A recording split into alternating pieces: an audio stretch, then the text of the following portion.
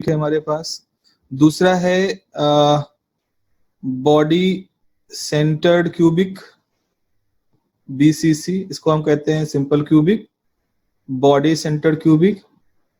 और तीसरा होता है फेस सेंटर्ड क्यूबिक, FCC। तो इनकी कुछ बेसिक प्रॉपर्टी में पढ़नी, बहुत डिटेल में तो हम यहाँ नहीं पढ़ेंगे, और इसको थोड़ा बहुत आप लोगों ने केमिस्ट्री वगैरह में पढ़ के देखा है। तो सबसे पहले हम यहाँ पर बात करते हैं क्यूबिक सिस्टम की। ओके, सो क्यूबिक सिस्टम। अच्छा, क्यूबिक सिस्टम में क्या होगा कि आप जैसे मान लो कि हमारे पास क्यूबिक स्ट्रक्चर है, ये हमारा क्यूबिक स्ट्रक्चर है,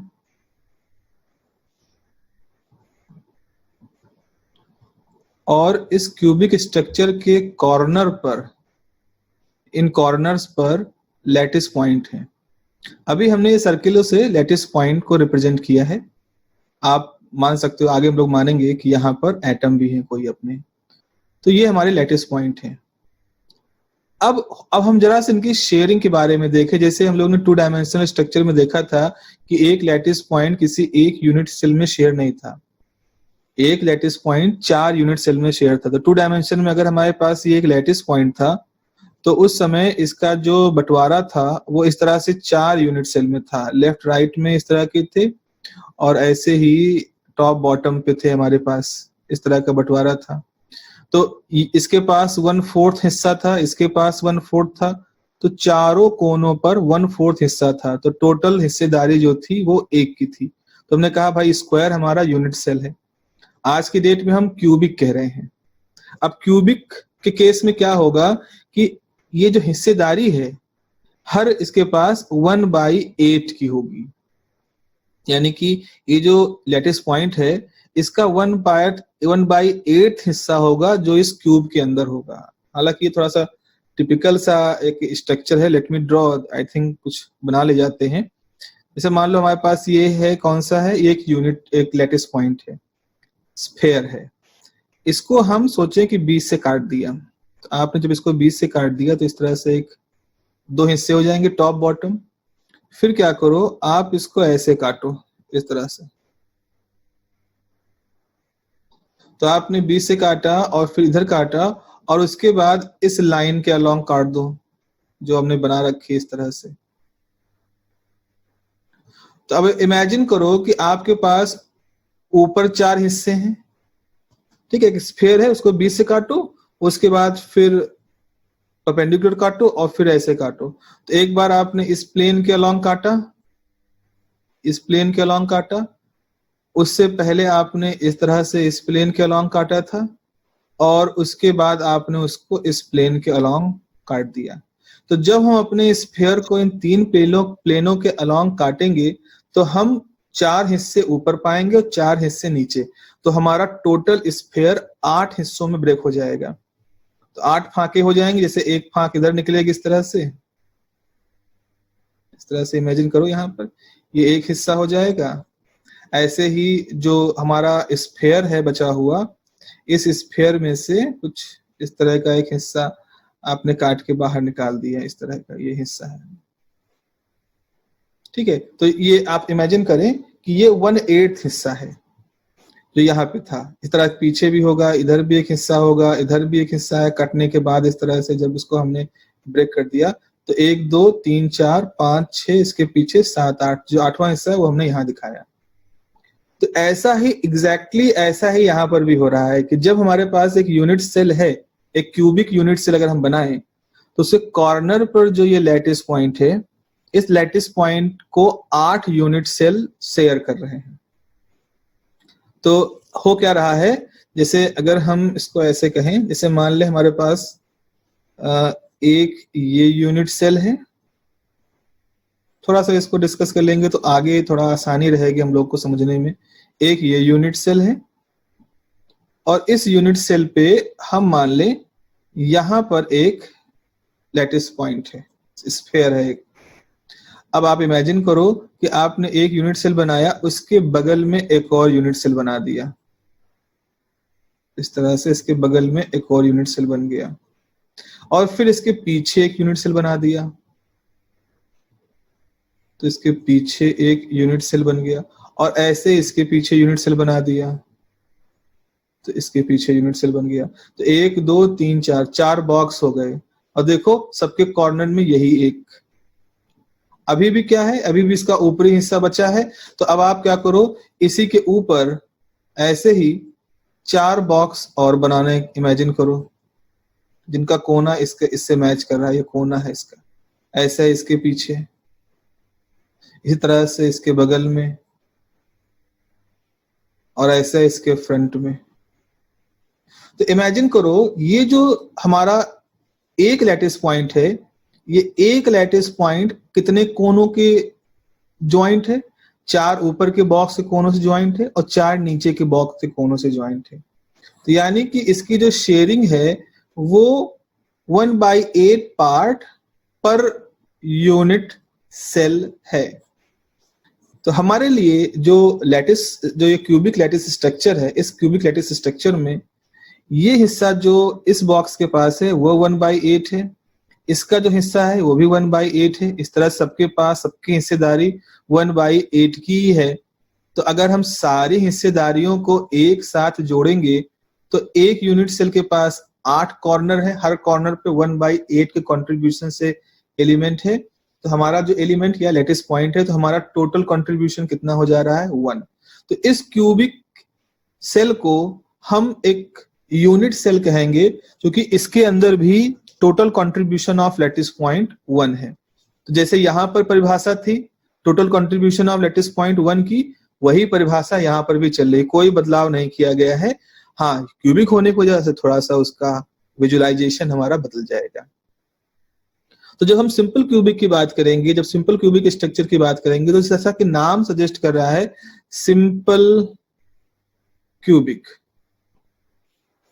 मतलब you need to just draw a cube, और क्यूब ऐसा जिसके 8 कोनों पर मान लो 8 एटम है, आइडेंटिकल एटम है।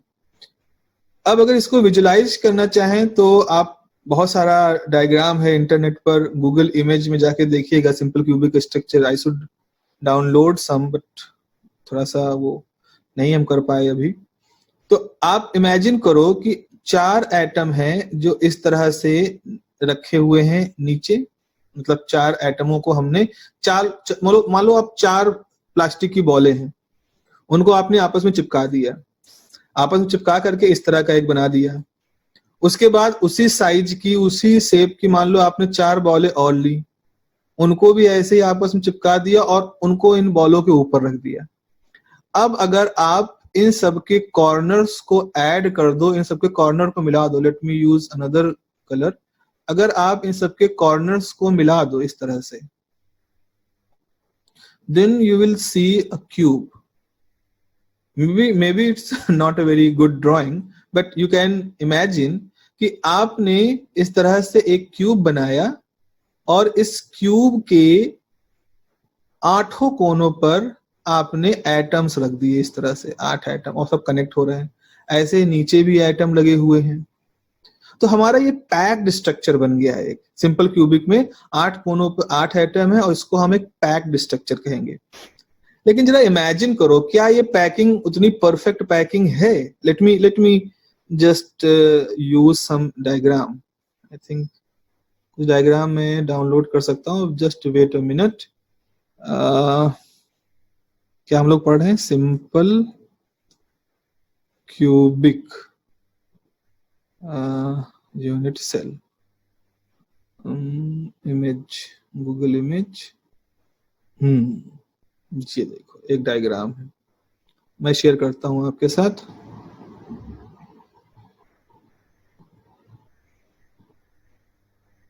ये देखो,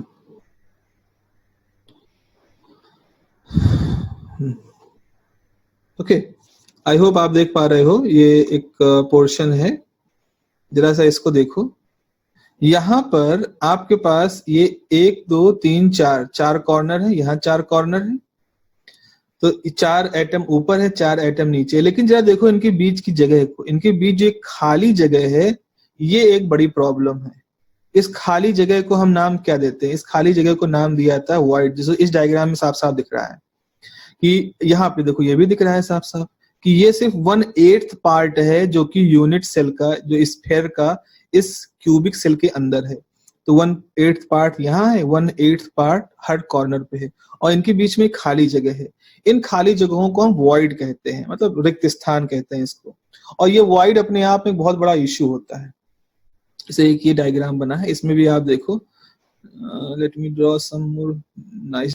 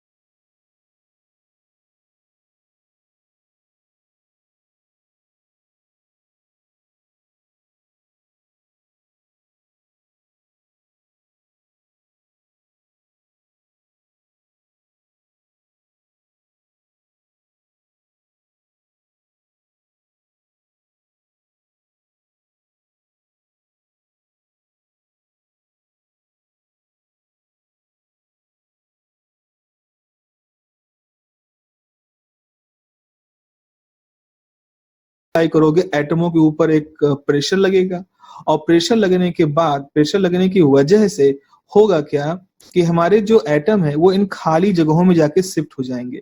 तो जो क्यूबिक स्ट्रक्चर था यार क्यूबिक नहीं रह जाएगा।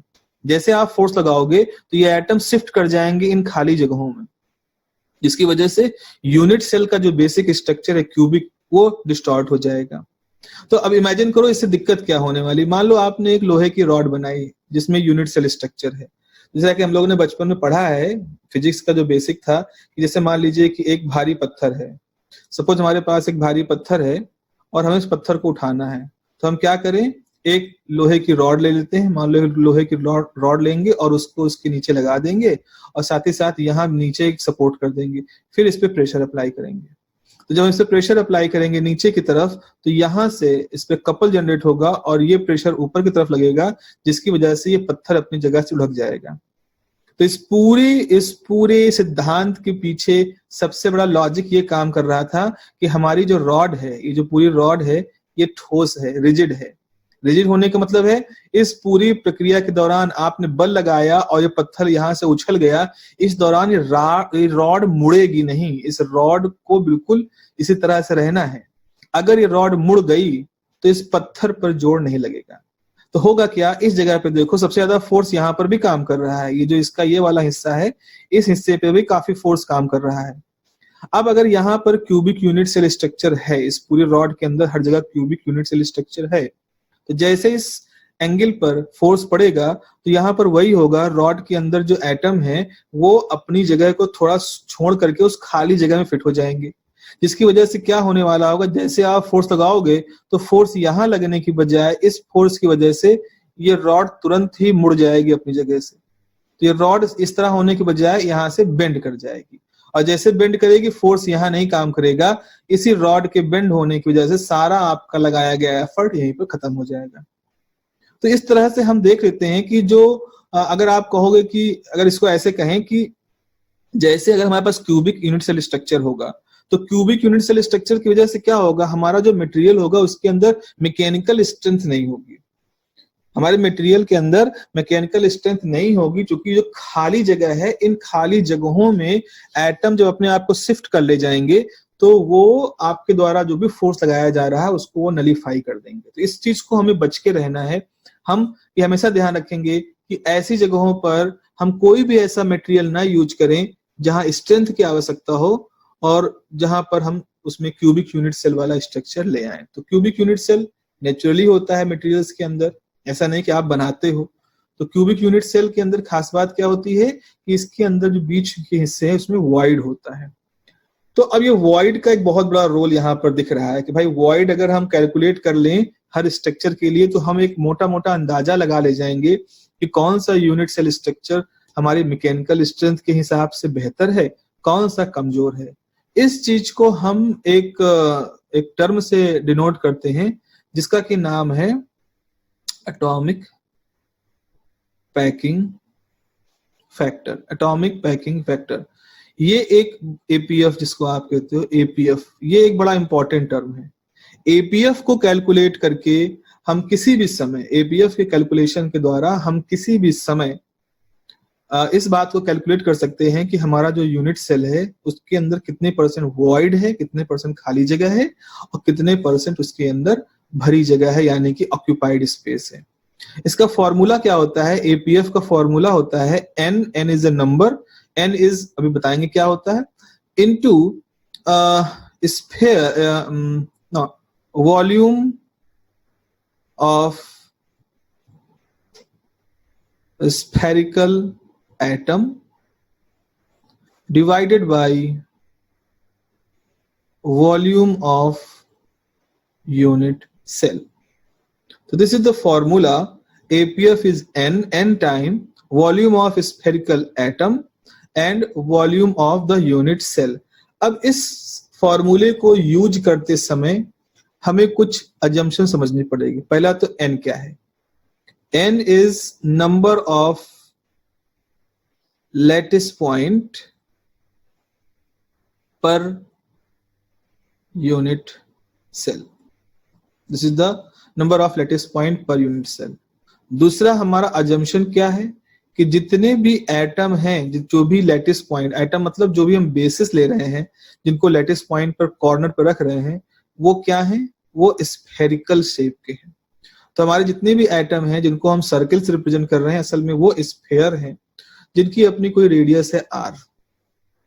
दूसरा यहाँ अजम्पशन क्या काम कर रहा है, दूसरा अजम्पशन यहाँ पे जो काम कर रहा है वो ये है,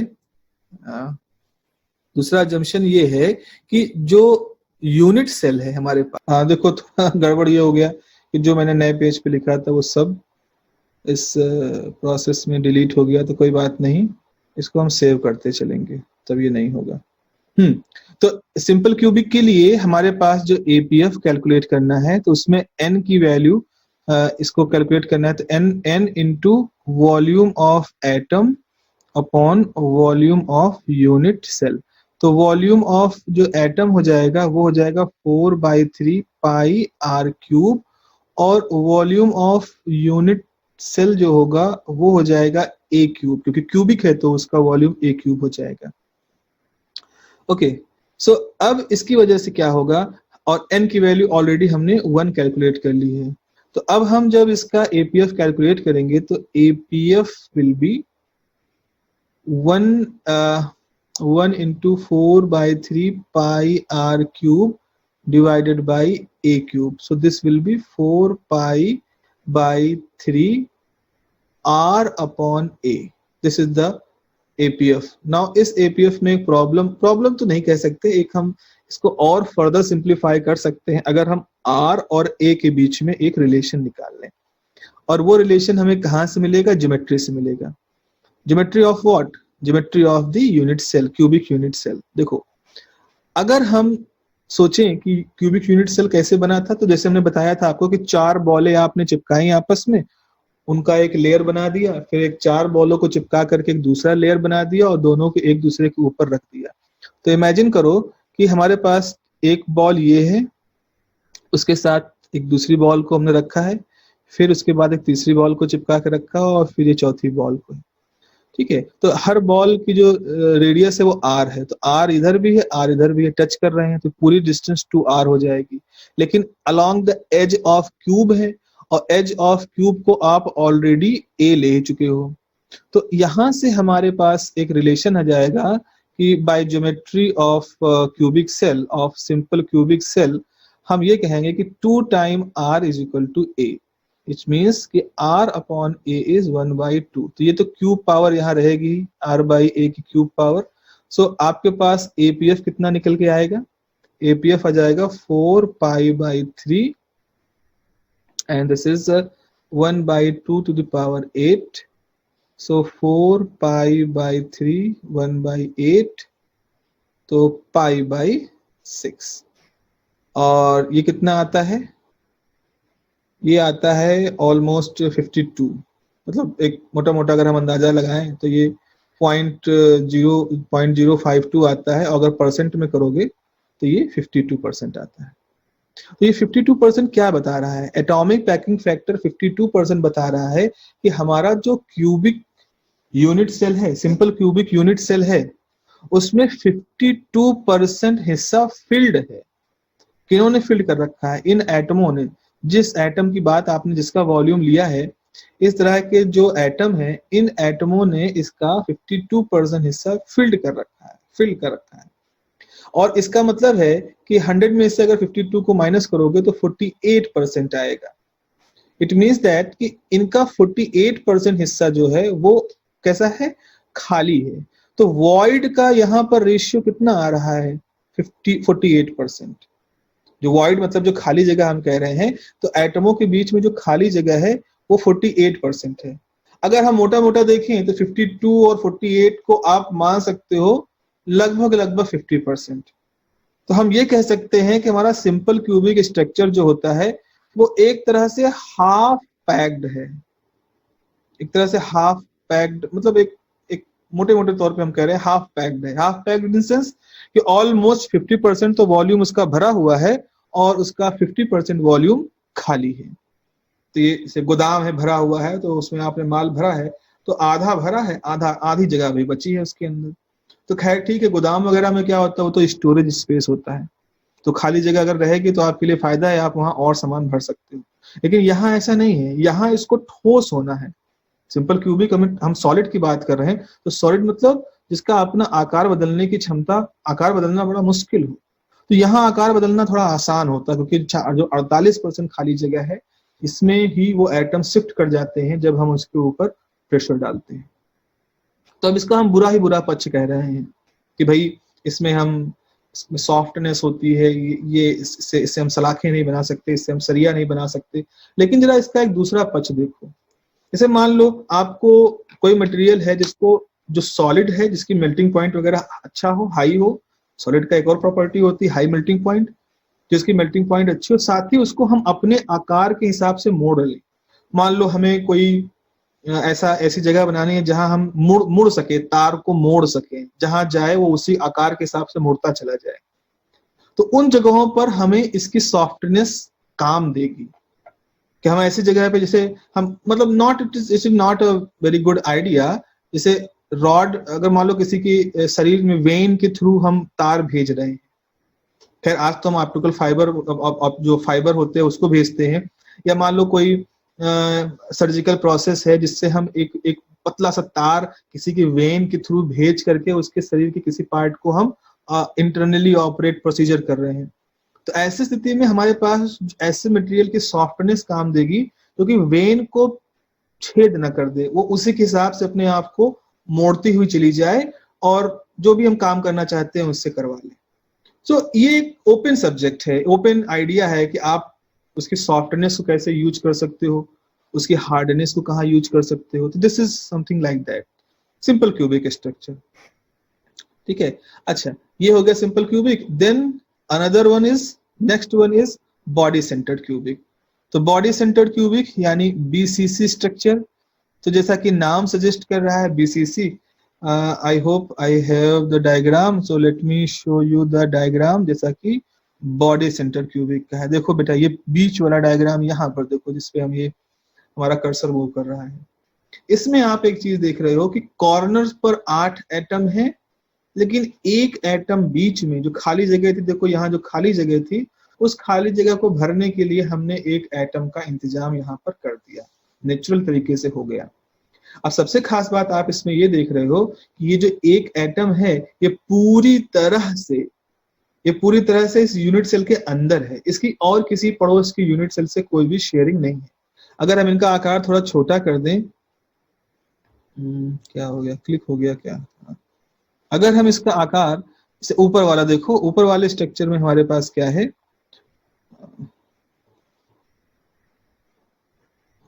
व्हाट इज दिस, ये तो था ये, यहाँ देखो इस वाले को देखो, 8 कोनों पर 8 एटम है, बीच में एक एटम पूरी तरह से रखा हुआ है। यहाँ पर क्या है, 8 कोनों पे 8 एटम, बीच का हिस्सा खाली है और वही खाली वॉइड के रूप में है। तो ये हो गया हमारा बॉडी सेंटर्ड क्यूबिक स्ट्रक्चर। इसका एक बड़ा 3 डायमेंशनल इस तरह से देखो, आप देख रहे हो इसमें बहुत सारी लेयर है। तो ये बीसीसी की लेयरिंग है और यहाँ पर एफसीसी की लेयरिंग है। अच्छा, इस लेयरिंग को देख करके आपको एक खास चीज समझ में आनी चाहिए।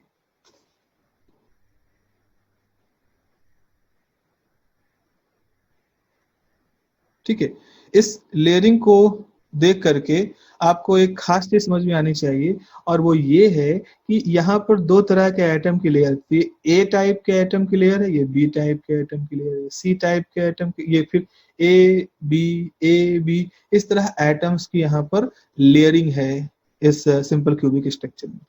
खैर लेयरिंग तो एक अलग चीज होता है, वो अलग टॉपिक ही है डिस्कस करने के लिए। चलो आते हैं अब हम अपने लिखत पढ़त वाली जगह पर।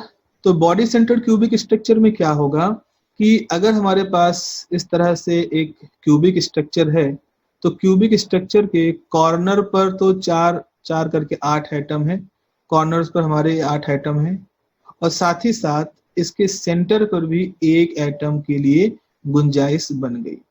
तो अब जरा n निकालते हैं इसके लिए n जो ये येलो वाला है तो पूरा इसी का है, तो इसकी तो 1 हो जाएगा। और जो कॉर्नर वाले हैं, कॉर्नर वालों का क्या हिसाब किताब है, 8 है और कंट्रीब्यूशन 1/8, तो टोटल कितना हो गया 2। तो ये अब यहां पर समझो, this is not a primitive cell, परिभाषा वही है।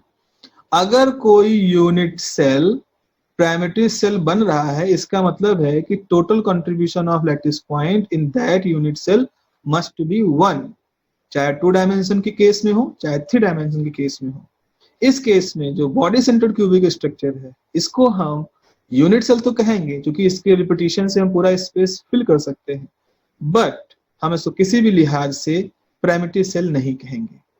प्राइमिटिव सेल ये तब कहलाएगा जब ये टोटल कंट्रीब्यूशन केवल 1 होगा। कोई दिक्कत नहीं है, हमारे पास 2 है तो ठीक है, तो अब हम जरा इसके लिए एपीएफ निकालते हैं। एपीएफ को कैलकुलेट करना है, तो एपीएफ को कैलकुलेट करने के हमारे लिए एक बार आर और ए में रिलेशन चाहिए। तो पिछला कैलकुलेशन जो किया था उसमें देखा था कि एक समय ऐसा आएगा फॉर्मूले में जब आर और ए के बीच में किस तरह का रिलेशन है ये हमें ढूंढना पड़ेगा।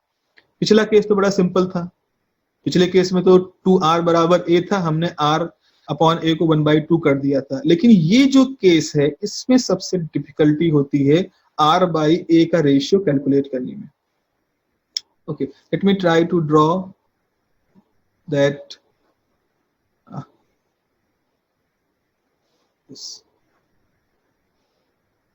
ये बड़ा पेपर चैलेंजिंग है, बहुत सारा इसमें डायग्राम बनाना पड़ता है। ये हमारे पास है। अब देखो यहाँ पर है, तो ठीक से बना ले। ये हमारे पास इस तरह से। अब एक एटम हमने बीच में रखा है। ओके, कॉर्नर पे नीचे इस तरह से 4 एटम है, 4 एटम इस तरह से है। तो आप इमेजिन करो कि ये r रेडियस का एक एटम है, उसके बीच में एक और r रेडियस का है, ये भी r रेडियस है, और एक यहाँ पर है एटम जिसका r रेडियस है। तो ये जो कोना है इस वाला और ये जो कोना है ये वाला, दोनों डायगोनल कोने हैं, तो ये पूरा डायगोनल बन रहा है। तो हमारे पास यहाँ इस कोने से लेकर इस कोने तक एक पूरा डायगोनल है, और इस डायगोनल की जो टोटल लंबाई है वो कितनी है, r plus 2r plus r। This is r, this is 2r, this is r, तो 4r इसकी लंबाई है। कंटिन्यूअस है, सारे एटम कांटेक्ट में है। फिर ये हमारी एज है, एज कितना ले रहे हो, a। ओके, अब आप क्या करो, इसको यहां से मिलाओ, नीचे इस पॉइंट को यहां से मिलाओ, ये एज भी a है, और जरा इसको मिला दो डायगोनल, तो ये एक राइट एंगल ट्रायंगल बन गया, जिसकी ये वाली एज जो है, मान लो a से लेके b तक की जो दूरी है वो a है। b से लेके c तक की दूरी कैसे निकालोगे, पाइथागोरस थ्योरम लगाओ यहाँ पर। ये a है, ये a है, तो ये a साइड है, ये a साइड है, तो इसकी वैल्यू कितनी होगी, √2a।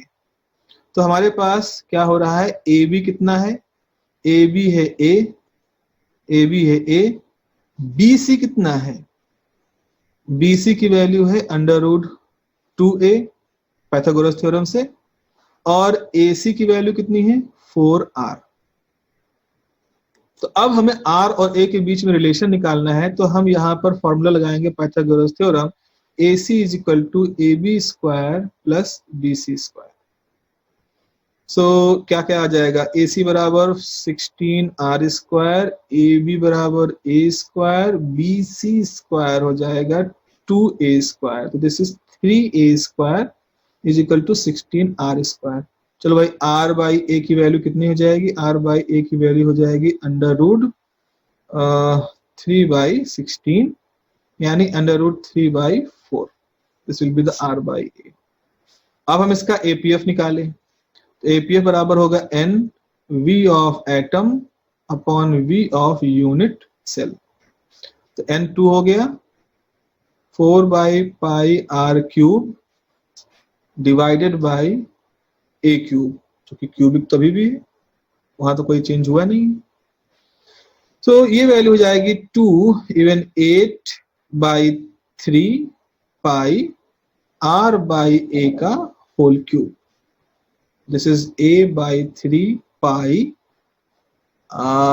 3√3 16 × 4 क्यूब की वजह से।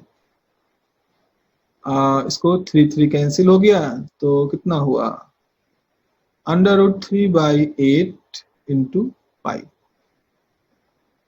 ठीक है, और इसको जब कैलकुलेट करोगे कितना आएगा, ये करीब आएगा 0.68 और 68%।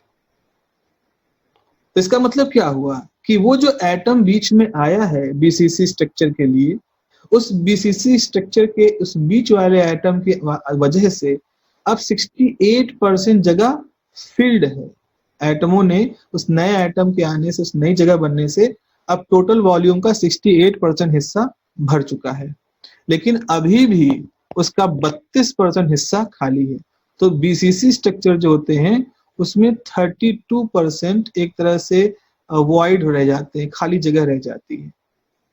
और रह गई तो रह गई, लेकिन फिर भी बेटर तो है। पहले पहले 48% खाली जगह थी, अब 32% है। तो खाली जगह भरने की वजह से ओवरऑल क्या होगा, जो मैकेनिकल स्ट्रेंथ है वो मैकेनिकल स्ट्रेंथ पहले की तुलना में अब बढ़ जाएगी। तो जो बीसीसी स्ट्रक्चर होते हैं मैकेनिकली वो ज्यादा स्ट्रांग होते हैं, ज्यादा स्ट्रेंथफुल होते हैं then the simple cubic structure.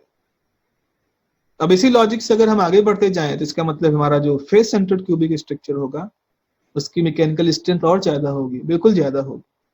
यहां तक कि अगर मैं बताऊं आपको तो आयरन कैसा एलिमेंट है, आयरन एक फेस सेंटर्ड क्यूबिक एलिमेंट है। और आप देखते हो आयरन एक स्ट्रेंथफुल मटेरियल है, चाहे स्टील हो, चाहे कच्चा लोहा हो, चाहे सरिया बनाना हो, जो भी हो, हर तरफ हम आयरन का यूज कर रहे हैं। और ना केवल आयरन इस तरह के कामों में यूज हो रहा है, जब बना था तो यूनिवर्स के बनने के दौरान भी आयरन की जो कंटेंट है वो ऑलमोस्ट फिक्स है। और जब आप न्यूक्लियर फिजिक्स पढ़ते हैं, 12th में थोड़ा बहुत पढ़ा है, तो एक बाइंडिंग एनर्जी कर्व देखा है आपने। तो बाइंडिंग एनर्जी कर्व को याद हो तो बाइंडिंग एनर्जी कर्व इस तरह से होता है, यहाँ पे कुछ एटम होते हैं, ये जाकर के फिर घूमता है, ये टॉप होता है, जिसके बाद से ये बाइंडिंग एनर्जी कर्व घूमता है। इस टॉप पे कौन सा एलिमेंट होता है, आयरन। सो आयरन मजबूत भी है, आयरन मैक्सिमम बाइंडिंग एनर्जी पर न्यूक्लियॉन भी रख रहा है, और आयरन के पास एफसीसी स्ट्रक्चर भी होता है। तो सारे कोइंसिडेंस नहीं है जो एक साथ इकट्ठा हो गए, अरे तो संयोग की बात है, नहीं। उसका एफसीसी होना ही एक तरह से उसके बाइंडिंग एनर्जी पर न्यूक्लियॉन और उसकी स्ट्रेंथ, उसका मेल्टिंग पॉइंट, उसकी प्रॉपर्टीज को अलॉय बनाने की प्रॉपर्टी, इन सबके साथ जुड़ा है। तो इट इज अ वेरी मतलब इंटरलिंक्ड ये सारा कुछ है। तो आप सिर्फ बीसीसी स्ट्रक्चर, एफसीसी स्ट्रक्चर ये सब जान करके हम सिर्फ एक मोटे मोटे तौर पर एक नंबर नहीं निकाल रहे हैं 68%, 32%, 54%। इनके साथ साथ हम इसमें ये भी निकाल रहे हैं कि किस तरह से ये सारे एलिमेंट हमारे नेचर में डोमिनेट करेंगे। भाई देखो, जिसकी स्ट्रेंथ ज्यादा होगी, जिसके अंदर स्टेबिलिटी ज्यादा होगी, वही लंबी समय तक टिक पाएगा। तो जहां वो सॉफ्टनेस होती है, अगर बॉडी सेंटर क्यूबिक स्ट्रक्चर और सिंपल क्यूबिक स्ट्रक्चर में सॉफ्टनेस होती है, तो ये सॉफ्टनेस उसकी एबंडेंस को भी बताते हैं। अगर सॉफ्ट है तो कहीं ना कहीं किसी न किसी केमिकल प्रोसेस के द्वारा बदल करके किसी दूसरे में वो इन्वॉल्व हो जाएंगे। अगर उनके अंदर इस तरह की सॉफ्टनेस है, मैकेनिकल स्ट्रेंथ नहीं है, तो उसके मेल्टिंग पॉइंट पे भी असर पड़ेगा। तो सिंपल क्यूबिक स्ट्रक्चर उतने ज्यादा अच्छी तरह से नहीं पाए जाते हैं जितना कि आयरन और बीसीसी स्ट्रक्चर होता है। वो स्ट्रक्चर मेल्ट हो जाते हैं, वो कन्वर्ट हो जाते हैं दूसरे मटेरियल्स में, किसी कॉम्प्लेक्स एलिमेंट में, ऑर्गेनिक में कन्वर्ट हो जाते हैं, क्योंकि वो इतने ज्यादा स्ट्रेंथफुल नहीं है कि वो अपनी अस्तित्व को बचाए रखें। तो एफसीसी का स्ट्रेंथफुल होना इस बात को भी बताता है कि why iron is present everywhere in this universe. Iron content, आप बड़े बड़े ग्रहों के, आप स्टार के कोर में आयरन को मानते हैं, बड़े बड़े ग्रहों के कोर में आयरन को मानते हैं। प्लेनेट का कोर जो होता है वो आयरन का बना होता है। तो आयरन की ये सारी प्रॉपर्टी उसकी इसी एफसीसी से ही लिंक्ड है। तो एफसीसी जस्ट अ क्लू, एक तरह का हिंट है जो हमें बता रहा है कि क्यों आयरन इस तरह की प्रॉपर्टी शो करता है। So next is the face centred cubic structure. तो फेस सेंटर्ड क्यूबिक स्ट्रक्चर के सबसे खास बात क्या होती है कि फेस सेंटर्ड क्यूबिक स्ट्रक्चर में सिर्फ कॉर्नर्स पर एटम नहीं होते हैं, बल्कि फेस पर भी होते हैं। So I think I have the diagram, let me share this. देखो बेटा, यहाँ पर फेस सेंटर क्यूबिक स्ट्रक्चर, ये ऊपर वाला डायग्राम है। आप देखो 8 कोनों पर 8 एटम है। देखो यहाँ पर 8 सफेद वाले जो दिख रहे हैं, ये 8 कोनों पे 8 एटम है, जैसा कि हर बार था। ये बीच में जो आप फेस पर एटम देख रहे हो, ये किस तरह से है, आधा अंदर है यूनिट सेल के, आधा बाहर है। तो कॉर्नर्स के जो एटम है उनका कंट्रीब्यूशन तो 1/8 है। आप देख रहे हो ना, ये कॉर्नर कटा हुआ है, 1/8 हिस्सा है। लेकिन जो फेस वाला एटम है उसका पूरे का पूरा आधा हिस्सा है जो इसके अंदर इन्वॉल्व है। क्या खुल गया? अच्छा, हाँ ठीक है। तो ये देखो, आधे का पूरा आधा हिस्सा इसके अंदर इन्वॉल्व है। तो ऐसा 6 फेस होते हैं, तो हर फेस के साथ ये इश्यू है, हर फेस के साथ ये इश्यू है कि हाफ पार्ट यूनिट सेल के अंदर, हाफ पार्ट यूनिट सेल के बाहर। तो इस हिसाब से अगर हम number of lattice points per unit cell निकालना चाहें तो कितना हो जाएगा, चलिए इसको कैलकुलेट करते हैं। तो इसके लिए जो number of lattice point per unit cell होगा वो होगा, पहला तो n की वैल्यू निकालने के लिए 8 कॉर्नर पर 8 एटम है, तो ठीक है, और साथ ही साथ 6 फेस हैं, हर फेस पर एक एटम है जिसका कंट्रीब्यूशन हाफ है, तो ये वैल्यू हो जाएगी 1 और यहां से वैल्यू हो जाएगी 3, तो दिस इज 4। आपने देखा कि फेस सेंटर्ड क्यूबिक स्ट्रक्चर में जो total number of lattice point per unit cell होता है वो कितना होता है, 4।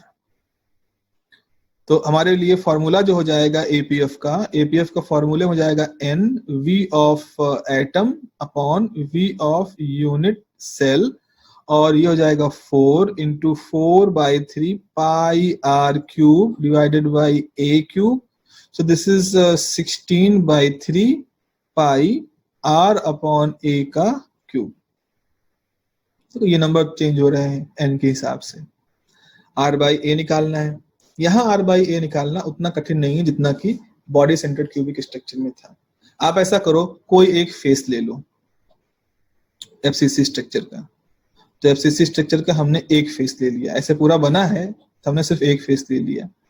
क्या है, इसके सेंटर पर एक एटम होगा जिसका आधा पार्ट इंटरनल होगा, इसके अंदर होगा, यूनिट सेल के अंदर, आधा बाहर, ठीक है। उसके बाद कॉर्नर पर जो है क्या होंगे, कॉर्नर पे हमारे 4 आइटम होंगे, तो एक आइटम इधर है, एक आइटम इधर है, एक आइटम ये है और एक आइटम यहाँ है, टच कर रहे हैं ना। तो हम देखें एक एज ले सकते हैं, एक डायरेक्शन ये ले लें, ये पूरी डायरेक्शन ले लें, तो ये हो जाएगा 2r, ये r, ये r, तो ए बी जो है, ए बी की दूरी कितनी हो जाएगी, ए बी की दूरी हो जाएगी 4r। ऐसे ही सी ले लो, तो BC की दूरी हो जाएगी a जो कि साइड है, और AC की दूरी भी हो जाएगी a। तो अब जरा यहाँ पर पाइथागोरस थ्योरम लगाओ, तो पाइथागोरस थ्योरम हो जाएगा 4r का स्क्वायर बराबर 2a square, a square plus a square हो जाएगा 16r square a square, 2 cancel हो जाएगा तो 8 बचेगा, तो r बाई a बराबर हो जाएगा 1/8 का हाफ। तो ये कितना हो जाएगा, 2 ये तो होगा 2√2, तो r बाई a 2√2 आ गया। अब जरा एपीएफ निकालो, तो एपीएफ की वैल्यू हमारे पास कितनी थी, 16/3 पाई 1 बाई क्यूब कर दोगे, इसका क्यूब कर दोगे तो 2 दूनी 4, दूनी 8 और दूनी 16 इंटू √2, कैंसिल हो गया, सो पाई बाई 3√2। इसको जब हम परसेंट में कन्वर्ट करते हैं तो ये आता है करीब करीब 76% या 76%, हाँ 76% या 74% शायद आता है। लेट मी इसको चेक कर लेना, एकदम से वो figure I don't know, I am getting confuse. तो ये जो वैल्यू आ रही है 74% कॉन्सेप्ट मेरा कह रहा है, जब कैलकुलेट करोगे इसको, तो ये जो वैल्यू है ये डेफिनेटली बीसीसी से भी ज्यादा है और एफसीसी से भी ज्यादा है। तो एफसीसी और बीसीसी ज्यादा होने का मतलब क्या है कि ये जो आपने जो कॉर्नर पर, जो सेंटर पर ये 6 आइटम रख दिए जो आधा आधा कंट्रीब्यूशन दे रहे हैं यूनिट सेल के अंदर, इनकी वजह से जो टोटल नंबर ऑफ लैटिस, जो टोटल ऑक्यूपेशन है एटम का, वो काफी ज्यादा बढ़ चुका है। आप मान सकते हो 3/4 हिस्सा जो है अब वो फिल्ड है, यानी जो यूनिट सेल था उसका 3/4 हिस्सा अब भरा हुआ है, केवल मान सकते हैं 25% करीब हिस्सा है जो खाली है। अब इतना तो रहेगा, मतलब हम इससे ज्यादा परफेक्टनेस नहीं ला रहे हैं, नहीं ला पा रहे, नेचर में ही नहीं आ रही, हम लोग क्या ला रहे हैं। और हमारा प्रयास क्या है कि आर्टिफिशियल तरीके से हम कोई ऐसे मेटलर्जिकल प्रोसेस डेवलप कर लें जहां हम ऐसा मटेरियल डेवलप करें जिस मटेरियल के अंदर जो एपीएफ हो वो इससे भी ज्यादा हो, 74 से भी ज्यादा हो। तो सारी मेटलर्जिकल प्रोसेसेस, सारी मेटलर्जी इसी तरह के रिसर्च में इन्वॉल्व है जहां वो एपीएफ को इनहांस कर सके, एक स्टेबल स्ट्रक्चर हो जिसका एपीएफ ज्यादा हो, ये हम पर्पजली चाह रहे हैं हम ऐसा करना। तो अब हमारे पास अगर कंपैरिजन किया जाए एक जगह पर हम इन सारी चीजों को इकट्ठा करके रखते हैं, तो एपीएफ के बारे में हमारे पास क्या जानकारी है? एपीएफ मैक्सिमम कितना होता है? एफसीसी। देन उसके बाद कितना होता है? बीसीसी। उल्टा बना रहे क्या? एपीएफ को हम कहें मैक्सिमम जो एपीएफ है, मैक्सिमम एपीएफ एफसीसी का, एफसीसी का एपीएफ बीसीसी से ज्यादा होता है और बीसीसी का स्ट्रक्चर सिंपल क्यूबिक से ज्यादा होता है। तो ये हमारे पास एपीएफ का एक ट्रेंड है, एटॉमिक पैकिंग फैक्टर का एक ट्रेंड है। अब इसके बाद एक जो चीज हमें और अगली जो समझनी है वो ये है कि जो हमारे पास डिफरेंट टाइप के लैटिस स्ट्रक्चर, जैसे हमारे पास डायमंड है। डायमंड क्या होता है? डायमंड हम कहते हैं कार्बन का एलोट्रोप है। नेचर में कार्बन जो सबसे शुद्ध अवस्थाओं में पाया जाता है उसमें एक अवस्था होती है ग्रेफाइट की और एक अवस्था होती है डायमंड की। जो हम बाजारों में कोयला देखते हैं that is not a very pure kind of thing, क्योंकि कोयला चाहे वो पत्थर का कोयला हो, पत्थर से बनाया गया कोयला हो, चाहे लकड़ी का कोयला हो, तो जो ये पत्थर है या लकड़ी है जिनको हम हाई प्रेशर पर जब वो हीट अप होते हैं जिससे वो कोयला बनते हैं, तो उस दौरान उसमें कार्बन के साथ साथ सल्फर, सिलिका, फॉस्फाइड, सल्फाइड ये सब मिक्स होते हैं। इसीलिए जब आप घरों में जो कोयला जलाया जाता है, जो चूल्हे वगैरह में कोयला जलता है, अंगीठी में कोयला जलता है, तो उससे निकलने वाली जो गैस होती है वो केवल कार्बन मोनोऑक्साइड या कार्बन डाइऑक्साइड नहीं होती, उसमें सल्फर डाइऑक्साइड भी होती है, उसमें नाइट्राइट गैसें भी होती है जो कि बहुत हार्मफुल होती हैं कार्बन मोनो या कार्बन डाइऑक्साइड की तुलना में। और उनको, इन सल्फाइड और नाइट्राइट गैसों को हमारे नेचर में जो पौधे हैं वो भी अब्सॉर्ब नहीं करते हैं। उनकी भी स्टोमेटा का स्ट्रक्चर ऐसा बनाया गया है कि वो कार्बन मोनोऑक्साइड या कार्बन डाइऑक्साइड को पर्टिकुलरली एब्सॉर्ब करें। मतलब एब्जॉर्प्शन बहुत कम होता है उनके लिए भी, उन गैसेस का। लेकिन जो आप ग्रेफाइट है, ग्रेफाइट मतलब आप जैसे पेंसिल की जो लीड होती है वो ले लो, they have more higher pure, उसकी जो प्योरिटी होती है। और diamond is a very pure. अलावा इसके एक और आज की डेट में एक नाम आ गया है हमारे पास, और उसका नाम है बकी बॉल्स, फुलरिन। तो फुलरिन 60 कार्बन का एक क्लोज अरेंजमेंट होता है जो कि प्योर स्टेट होता है, उसमें कार्बन के अलावा और कोई एटम नहीं होते। तो अगर हमारे पास बहुत सारे फुलरिन हैं, मिस्टर फुलरिन के नाम पर जो रखे गए थे, तो हम कहेंगे ये प्योरेस्ट स्टेट है। तो उसको भी आज की डेट में एलोट्रोप के रूप में गिना जाता है। तो diamond structure, caesium chloride structure, zinc sulphide structure, ये 3-4 स्ट्रक्चर हमारे सिलेबस में, और ये हमसे पूछा जाता है कि इन स्ट्रक्चर को बताओ। तो आज तो हमने जो एफसीसी, बीसीसी, सिंपल क्यूबिक लिया, ये थोड़ा सा न्यूमेरिकल पॉइंट ऑफ व्यू से भी हमारे पास एक पार्ट रहेगा और आगे वाले स्ट्रक्चर को समझने के लिए जरूरी भी है। मोस्ट इंपॉर्टेंट हमारे लिए जो है, जो हमारे सिलेबस के हिसाब से हैं, वो हैं जो प्रिस्क्राइब हमको सिलेबस में दिए गए स्ट्रक्चर। तो अगली क्लास जब हम लेंगे तो उसमें हम प्रयास करेंगे कि हम उनके कुछ अच्छे फोटोग्राफ इसमें रख दें ताकि आपको समझाने में थोड़ा सा और आसानी हो। So actually I have some problem with my phone camera, क्योंकि कई क्लासेस लेनी पड़ती है उसके लिए, तो मे बी शायद वो हीटिंग का कुछ प्रॉब्लम इश्यू चल रहा है, इसीलिए हमने आज आपको ये स्क्रीन शेयरिंग के थ्रू पढ़ाया है। I hope